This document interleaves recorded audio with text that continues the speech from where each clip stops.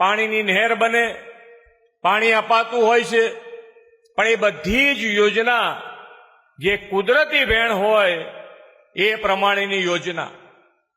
તો જ્યારે આદિવાસી પટ્ટો તો આખો ડુંગરાળ વિસ્તાર ઘણો બધો આવે છે એની અંદર, તો એને પાણી કોણ આપશે, એને પાણી કેવી રીતે મળશે, એનો વિચાર ક્યારે થયો? એનો વિચાર પણ માનનીય વડાપ્રધાન શ્રી નરેન્દ્રભાઈ મોદીને આવ્યો. અને આજે આપણી વચમાં આજે યોજનાઓ બની છે. તમને લાગે કે ખરેખર આજે 87 મીટર ઊંચું આ પાણી પહેલા ઉપર જાય અને પછી નીચે આવે.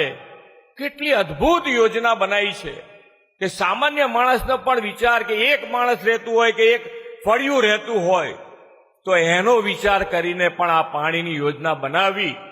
એટલે એ તો માનનીય વડાપ્રધાન શ્રી નરેન્દ્રભાઈ મોદી જ કરી શકે.